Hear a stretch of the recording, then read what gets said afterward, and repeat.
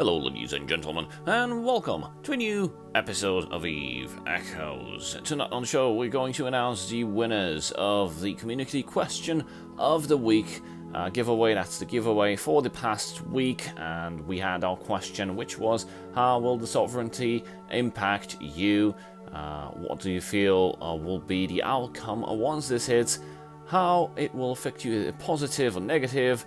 You had just to leave a comment and explain, or just try to share your opinion with us, the others that are enjoying this channel as much as they can. And let's pick our two winners for this week. And first winner is Jason Klotz with, I like the concept of citadels, but I'm not sure what their actual benefits are though. Seems like a little more than planting a flag on the moon.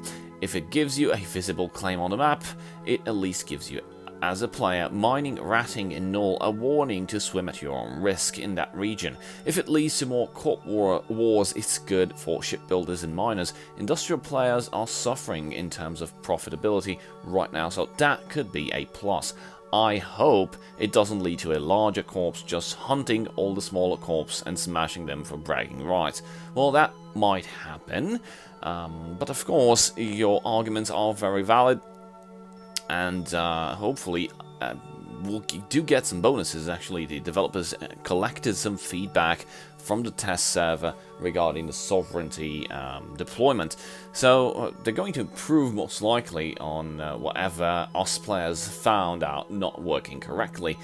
But I do support your claim. I haven't been able to find the bonuses, like something that, okay, you've laid your claim on that system, you got sovereignty, and now you get to do what? I didn't find any way to upgrade the system, or to, I don't know, increase the anomaly level, or increase the, I don't know, the spawn asteroid belts, like increase the mining profitability. I don't know, maybe they'll add this later on. For now, it just does look like planting a flag on the moon, and that's that. Thank you, Jason Klotz. Please leave a comment below with your in-game name and your character ID, so I can give you the prize. Actually, I won't be able to give you the prize directly. I will be collecting this information, and I will be sharing it with the developers, because they will actually share the Omega combo. Congratulations, Jason Klotz.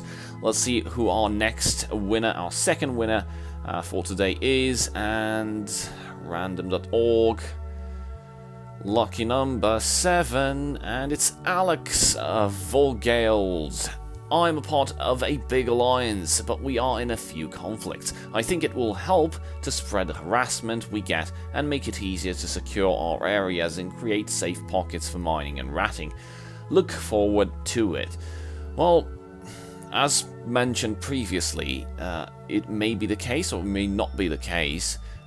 We still haven't seen any upgrades that you can do to the system, but just planting the flag actually might be rising some attention, some unwanted attention to, I don't know, third parties that just want to lay some waste to your mining fleets or tackle your PvE runners. All I can say for now is, once you drop that corpse citadel, be very careful. Don't drop the corpse citadel unless you are able to defend it. If not, it will just be thrown out the window. People are going to come, most likely, and they're going to just take it away in a bad way of speaking. So, thank you all for participating on to this giveaway. Congratulations to the two winners.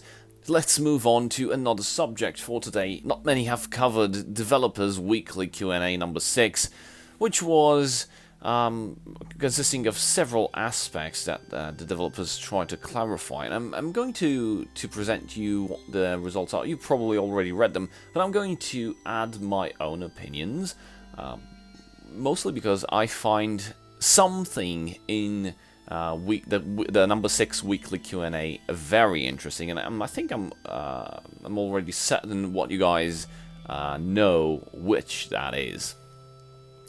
So we have the delivery. The current hauling system is very frustrating in spaces like Giza. Too much competition means shipments are quickly taken, resulting in a need to continually click on the hauling menu in order to have a chance to get a shipment, and definitely takes away from the gameplay. One solution could be to open contracts up to hauling for those for mega clones where stations pickup could occur.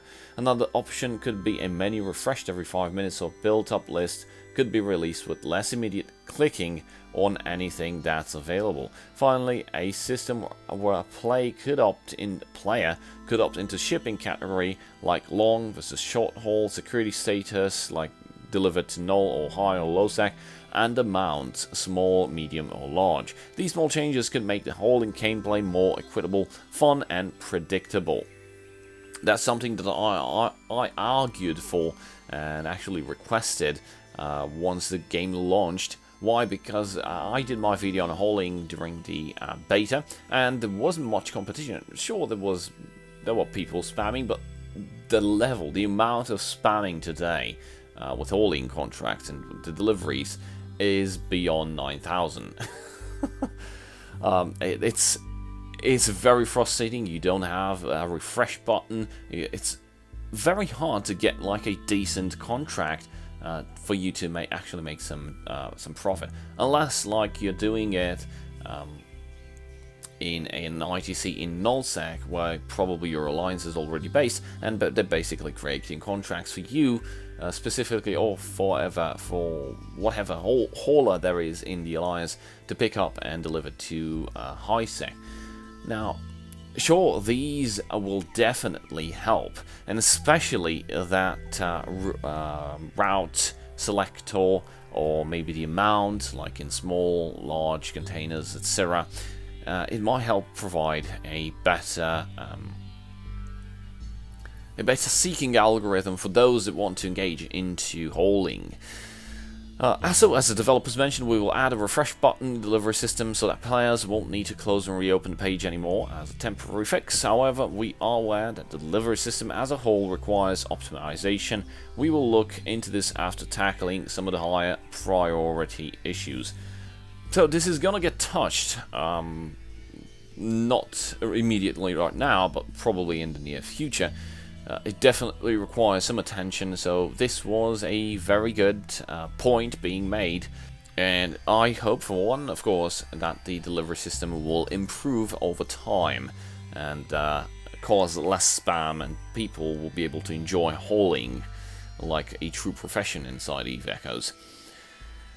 Moving over to distribution, can something be done about the Scout Anomaly loot, please? Now, nobody even wants to team up to take on one because it's chaos to divine and it takes the same time or more to clear the Inquisitor Anomaly. What this player is referring to is, I've seen this complaint somewhere else. Somebody complained about the loot tables probably being affected, possibly due to ninja meddling. Now, we don't know if this is just basically due to the fact that the NPCs have been upgraded, and instead of just having specific fits or specific drop rates for specific loot, now they can vary, and because they can vary so much, you can end up with poop loot in the end. But that is a valid point, so one other aspect that this player is trying to point out is the fact that we don't have, like, like in World of Warcraft, or maybe in some other MMOs, like loot mechanics for fleet, or loot mechanics for, I don't know, for a group of players. Rock, paper, scissors loot. There's several ways of getting loot for your for fleet members, for group members, party members, whatever you want to call it.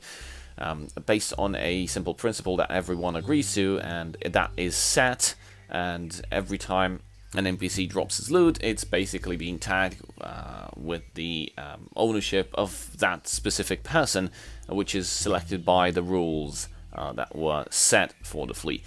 And moving on to faction reputation. Do we get faction reputation at some point? Like in EVE Online, the more missions you do for an NPC corp, the better missions you get. Currently, there is no plan to develop the reputation system. In EVE Online, by the way, that reputation system, please try not to confuse them. There's several, actually there's two types of reputation. So there's loyalty points, which you gain once you do missions or whatever actions that are being rewarded by said corporation or said faction, and with the loyalty points you get to buy exclusive stuff like faction items, faction loot from the loyalty point store. And there's the standings, which the standings in my opinion make sense, but they are very, very hard to deal with. Like, for example, if you live out in EVE Online, if you live out in Mmorpg space and you do only missions in Mmorpg space, and every 16 missions you get one storyline mission, you get an email, you accept it, you do it. What happens if you do it is your standings increase with the Mmorpg faction, but they drop with all other factions. If you do too many storyline missions, what happens is that you will start to be, you will end being unable to travel to the other high sec empires, because your standings with them will be low, actually lower than 5, actually lower than -5, yeah. That the police inside the high sec empires will start chasing you, and of course will destroy your ship. So that's bad. The only way to regain standing with those is to just go and try there were some Cosmos missions, whatever. Let's not get into EVE Online details here. We're interested in EVE Echoes. So standings, the standing system for the NPC factions, that it's not something that we want here. It'll actually affect and hurt the gameplay. Your mobility will be reduced. Believe me, it's not something that you want in here. As stated by Nero Augustus, that's something that will affect players, because let's say you're a new player, you just hop in, oh, missions, you start doing missions, and suddenly, oh my god, what have I done? How can I recover my reputation with other empires? Well, guess what? You can't, and your character is pretty much fucked, and it's bound to sit in whatever faction that you run your missions in, like, forever. Which, in my opinion, that's not good. So we finally reached the point that you probably knew I was going to aim for, and I've left this for last. Scanner probe. When will probes be brought into the game? EVE has always been risk versus reward, and currently mission runners are completely risk-free. You jump into a system and it could be full of people with no stations, but yet all will be mission running with no means to find them. This needs sorting out.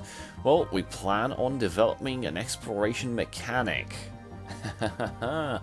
I was an exploration pilot in EVE Online. I surely do to become one such pilot in EVE Echoes. So, getting an exploration mechanic that I want.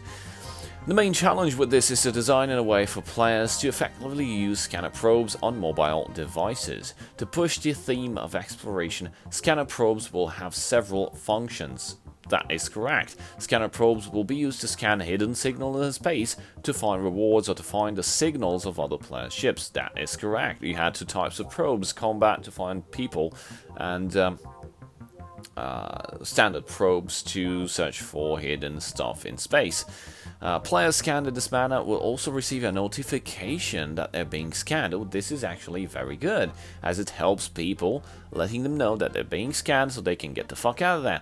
This will ensure more balance in this type of confrontation. I agree, in EVE Online, you don't have such a thing. You're doing mission running in low sec. Some guy is definitely going to, like, scan you down, and before you know it, he's right here near you. You have a PvE fit. You can't touch him because he's like an Acceptor or whatever. And he's gonna keep you pointed until a fleet of 5 random people with whatever ships come and blow the hell you up. Oh well, honestly, this mechanic with having a warning, that's something that I can subscribe to.